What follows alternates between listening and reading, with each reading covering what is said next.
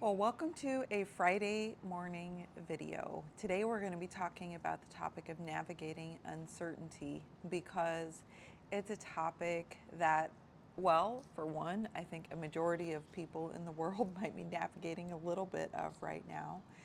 And two, it's a topic that I repeatedly, maybe one of the most popular topics that I work with people on in coaching. And I've been my own journey with being able to navigate uncertainty. And so I invite you into the conversation this morning. Today I have a coffee cup from the Mexican state of Oaxaca, which is a state full of beautiful craftsmanship, artistry, weaving, tapestries, amazing work there. And I got this mug in January of this year when I visited the area. And a very unique feature of their area is they have a clay pottery that turns green when it's fired. So that's my morning cup of coffee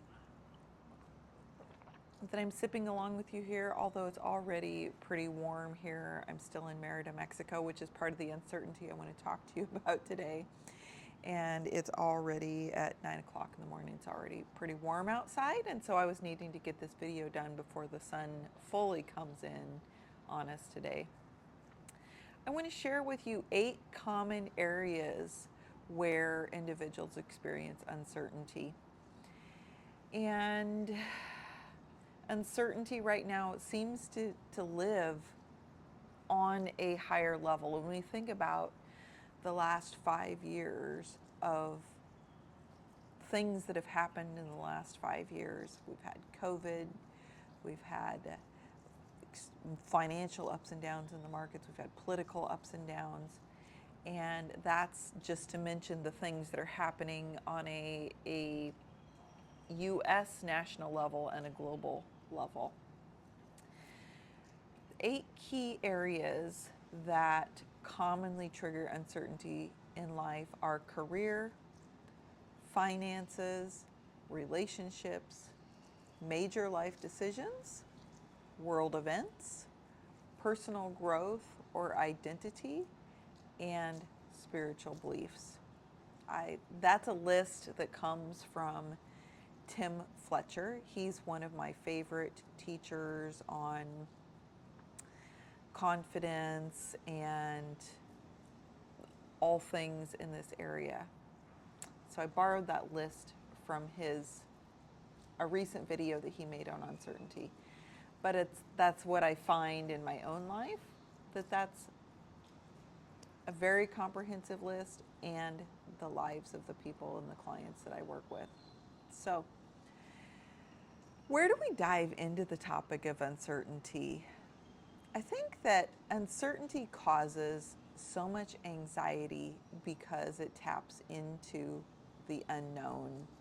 It taps into this piece that is out of control in our lives, that's beyond our influence. And when we feel out of control in our lives, it can generate a lot of anxiety. And especially for people who have come from certain backgrounds or childhoods, their ability to deal with uncertainty can be even greater. In fact, I think most of the people who come through my door into coaching who are struggling with uncertainty are doing so to the degree that they are because in their childhood years, they didn't have a lot of structure, a lot of stability, or adults around them that taught them skills for how to be resilient during times of uncertainty. So that's part of us learning how to navigate uncertainty, is also being curious about, in those moments where we don't feel like we're navigating uncertainty very well, what's causing that? What would be helpful to shift that. In healthy homes, kids have connection to a safe parent or an adult. And when I say safe, that goes on multiple levels. That's psychological safety, emotional safety, physical safety, and spiritual safety. When people struggle a lot with uncertainty, it's very common that they come from backgrounds or homes where they really didn't have an adult where they could confide their worries or their fears. And there was often a lot of uncertainty and instability in their home environment. Inconsistency, rigidity, chaos, rigid rules, broken promises, or just an overall air of uncertainty about what might happen next. And that could stem from any of those 8 things that we talked about before. I want to pause and share a little bit of a personal story about myself and how I didn't really gain the tools for navigating uncertainty as a child. I grew up in a religious, I always struggle to define what it is, a religious group, a religious system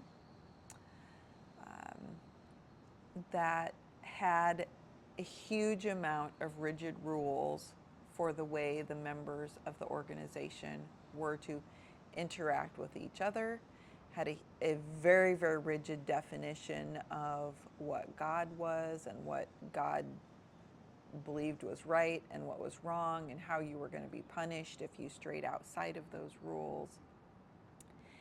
And one of the results of that was fear, a lot of fear that if you said something or thought something or did something that was outside of those lines, that there was going to be a severe amount of punishment, which could be emotional humiliation, it could be public humiliation, it could be a lot of shame, maybe your behavior negatively impacted your family. And there was a lot of uncertainty about what could actually trigger that disapproval from other members of the group. So the rules were changing a little bit, and the rules were different for different people within the group. Of course, the people who were people like my family, who was just regular, ordinary people, had very different rules than what the leaders of the group applied to themselves. So there was a lot of double standard, a lot of hypocrisy of saying one thing and doing a different thing. That was all very, very confusing to me as a child. On top of that, as a child, living in a world around that, there was actually not a lot of safety to even discuss those things within our own home. Now, over the years, as I grew, we found a measure of safety within our close family unit to be able to discuss the things that didn't feel so good. But what was never valued was my personal experience of what was happening, my young child personal experience. How was it impacting me? Because there was such an emphasis on how the situation impacted the family unit that the individual kind of got lost. And so life became about focusing on keeping everybody safe and not about what I needed in those moments as a young child or individual. So that set up for me one, a denial of my own emotions in the situations, not even really recognizing my own emotions and situations. And it begins to set up the dichotomy that often happens in uncertainty.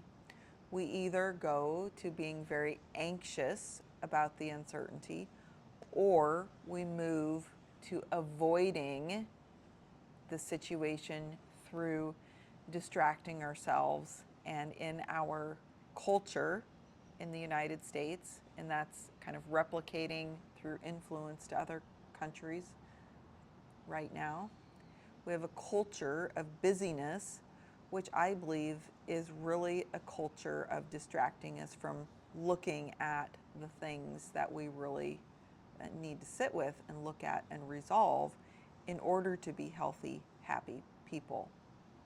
Instead, we've developed a culture that has an emphasis on external rewards of finances, income, job status, shareholder profit. And so almost everything in our economy in our country is driven off of those external rewards. So when we go through periods of uncertainty, there's two things that we want to look at. One is resilience. And resilience and emotional regulation form a heartbeat. If you could think about a graph of a heartbeat, that's kind of the graph we want to talk about resilience and emotional regulation. Resilience is when we have an emotional spike or an uncertainty spike in our life, how high does that spike go and how long does it take to return to baseline? Baseline we could define as our typical emotional state. Now, for individuals who were raised in homes that had a lot of instability, that typically manifests, say, in the job world or in relationships, as having a baseline of either anxiety or avoidant behavior. So our actual baseline is either anxious or avoidant, just because we've never had a healthy way to process emotions, be with them, process uncertainty, and be with it. So that emotional baseline is really important.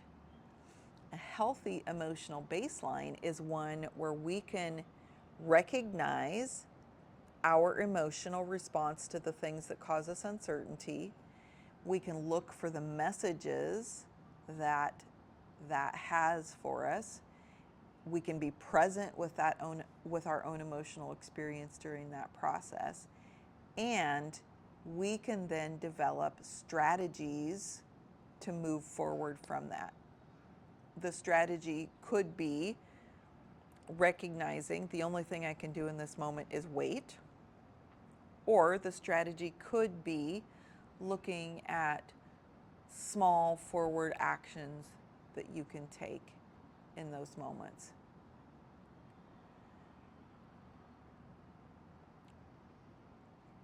I find that people who are very anxious or very avoidant in uncertainty have one thing in common. They are looking to the external world to define their stability, not their own internal resources and world.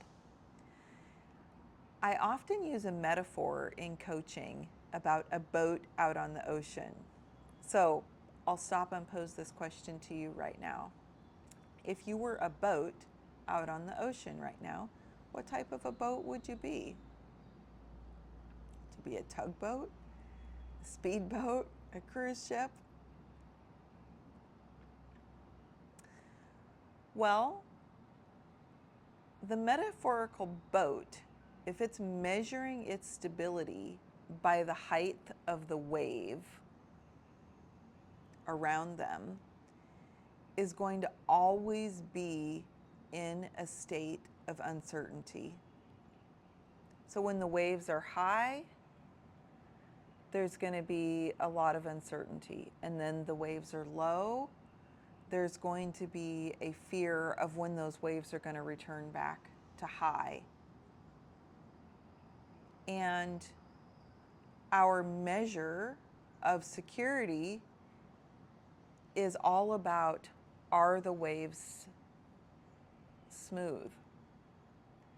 In my own life journey, I often got caught in the trap of thinking, well, I am working towards this one particular goal, and when that thing happens, then I'm going to have security.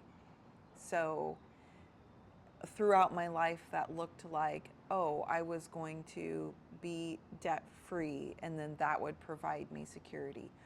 Or I was going to exit a difficult relationship, and then that was the answer to everything. That was going to provide security. But the danger in that type of thinking is, because life is not a straight line. Life is a curving, twisting path. There's always going to be a wave externally to us that can cause us some uncertainty. It's one of the reasons I'm recording this video today, because I've found myself caught in a wave of uncertainty. This week, I had plans to travel back to the United States. I have been in Mexico for the majority of a year, and I'm really ready to go back to being with my family, seeing my family, and being in settled in a space for a particular longer length of time. And I'm very eager to do that. Part of my journey of being in Mexico has been having a temporary residency visa, which allows me then to come and go, or to stay longer periods of time than what a tourist visa allows. So a tourist visa, this is where we can get into a little bit of education, immigration education. A tourist visa to Mexico in particular allows one to stay for up to 6 months. Now, that determination of how many days that you get to stay is determined when you enter the country by the immigration as you enter the country. I want to note that for U.S. citizens, it's very easy. If you have a passport, you can come to Mexico on a tourist visa and do that very easily. However, as just a point of immigration education, for a Mexican citizen to go to the U.S., they have to go through a visa application process, which could be 6 months to multiple years. That visa application processing requires them to complete a long form of documentation. They have to actually go to an immigration office for an interview. That might require them driving and even spending the night somewhere or taking a flight somewhere. And they sometimes have to get a physical attached to that. And then, after all of that, they might be granted the visitor's visa to the U.S. And if I didn't mention already, there's some fees tied to that. They have to, pay some fees to even apply or get that visa. So I think it's very important, especially for people who've been raised only in the United States and their perception and view is shaped only by their lens of the world. It's very important that we actually learn factually about the experiences of what other people experience, how that differs from our own experience. So I applied for a Mexican residency visa, which required me to have an interview with the Mexican consulate and then to have my residency card completed once I was inside of Mexico. And that allows me to live in Mexico for a longer period of time without the limitations that a visitor's visa has. And of course, for people who are living in a country for an extended period of time, the best thing to do is to have a residency visa. So I was granted that residency visa last year, and now it was up for renewal. It was 1 year, and I had to renew it for another 3 years. And I thought I had my timing right for that. And so I went in to the office, did all of the paperwork, and was expecting that they would issue me the card the same day. And they did not. And then, upon further research, I found that they have the leeway to not do that the same day, and it really is dependent on how busy the local immigration office is. And so now I'm in a period of uncertainty, waiting to receive an email to get my photo taken and my residency card printed. That's all that's left to do. But that means that my flight back to the United States had to be canceled, and I've canceled it twice now, and currently it's not rebooked. And I have an apartment leased in the United States, and had a lot of plans in motion. So a huge amount of uncertainty as I'm sitting here waiting for this document. And I think I want to compare and contrast, right? Because an earlier version of me would have gone to either very anxious or very avoidant. And I'll be honest, I did go to anxious for a little bit. I began to think about, oh my gosh, I'm not going to be there now for the start date of this lease, and I'm here in Mexico a little bit longer. And so I had some anxious thoughts, a lot of what if thoughts. And then typically for people who are anxious oriented would be an opportunity to have a lot of catastrophizing thoughts. So the catastrophizing thoughts for me look like, oh my gosh, is it going to take 3 days? Or for me, it's probably going to take like 4 weeks. It's going to be like the worst case scenario.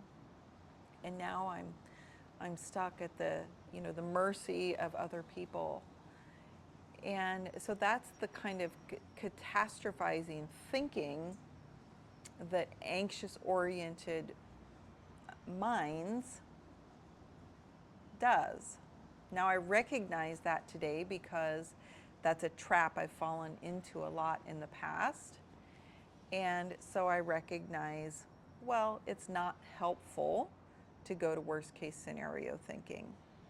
And it's also not helpful for me to be resisting against the reality of what is.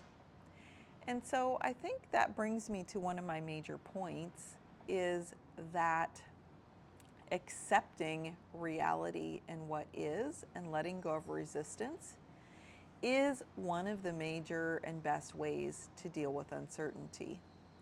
But that has to be partnered with an internal trust of self. If we go back to the boat metaphor for a moment, The instability of the boat, if the boat is measuring its stability by the waves, it's always going to feel unstable. However, that's not where the stability of the boat lies. The stability of the boat lies in its construction, in its crew that is manning it, in the size of its engine, the size of its sails, depending on the type of boat.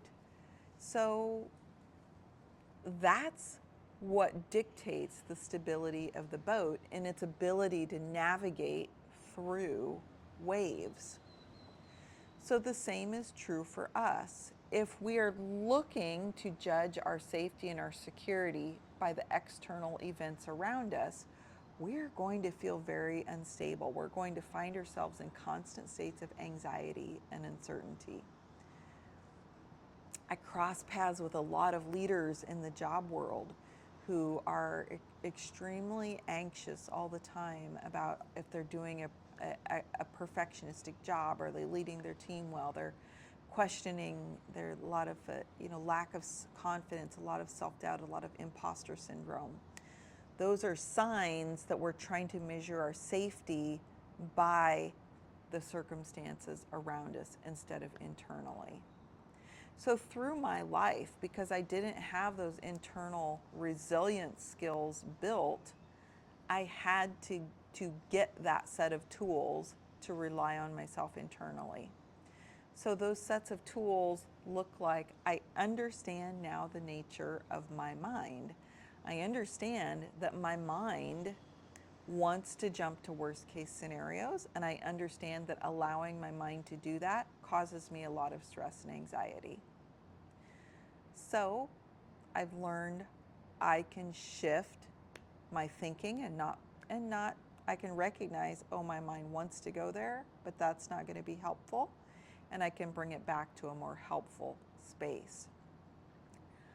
I now can trust my inner guidance system, my intuition, my experiences, that I have the ability to make the best decisions for me.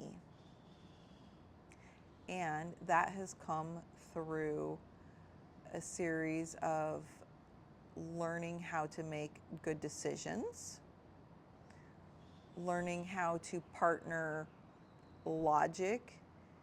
logical thinking with intuition. I think one of the high signs of being out of balance and uncertainty is when our thinking goes into a constant spiraling, overthinking, overanalyzing.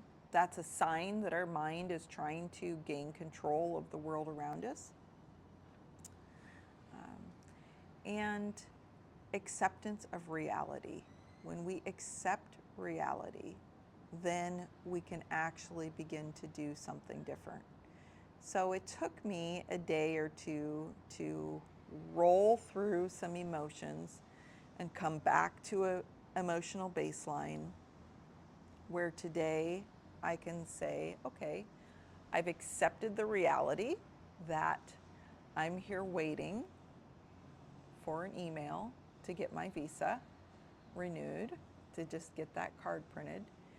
And that's my reality. So I can either do that patiently and joyfully, or I can do it full of angst, full of anger, full of uncertainty. But today I've moved from looking at the events around me no longer dictate whether I'm safe and stable internally. What dictates my safety and stability internally is the internal resources that I've gained. So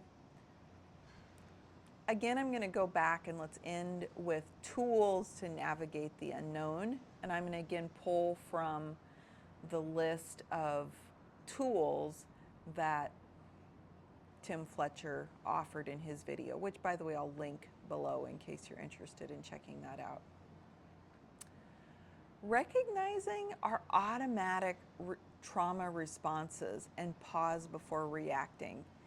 So the example that I gave there of my mind wanting to go to catastrophe thinking, that's an example of an automatic trauma response.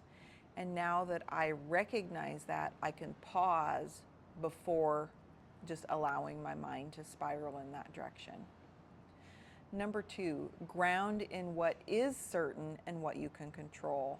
And so that's exactly what I've done. I'm like, well, what is certain is I'm going to be here for a little bit longer. So that means I need to get some stock of groceries back in my refrigerator. Gratefully, I can stay in the space where I've been living. And it also means that there's some things I could do to ensure that my family is going to step up and go ahead and move my things into my apartment, which feels so nurturing to me. Number 3, meeting your 12 core needs. We could do a whole entire video series just on this, because when we're used to using the world externally as a frame of reference, it also means we've most likely developed patterns of sacrificing our own needs for the needs of others. So making sure we have our physical, emotional, spiritual, and relationship needs met. That's 4 of the 12. The next one, using somatic and mindfulness tools to self-regulate. Well, somatic is like checking in with your body. What's happening in your body? I've been very mindful these last few days that my body has gone through kind of waves of feeling very anxious and tense. And then I'm just present with that. And instead of interpreting that into a catastrophe, I just let that wave rise and fall. And mindfulness tools are like meditation, prayer, maybe a walk, a conscious walk. The next one is reframe uncertainty as a space for growth, new skills, and perspective.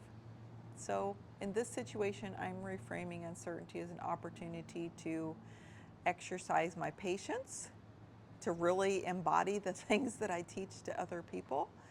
And it's an opportunity for me to receive some nurturing from my family, who is going ahead and taking care of some logistical things while I'm not there. Build a daily structure is the next one. Movement, fun, purpose, safe connection. So I think what's one of the things that I'm really looking forward to being in a stable location, because I've changed locations a lot the last 4 years. I'm looking forward to building a more consistent daily structure. It's one of those things that has me like really eager to move on, but yet I'm also embodying the daily structure that I've developed for myself here and now, including my morning cup of coffee. Being mindful of maladaptive escapes. This would be the avoidance type of strategies where we're either in complete resistance, complete avoidance. It might be like just scrolling for hours on social media. It might be for some drinking too much. It might be for others distracting themselves with being busy. Some people get caught in a trap of shopping here. All of those things are maladaptive escapes.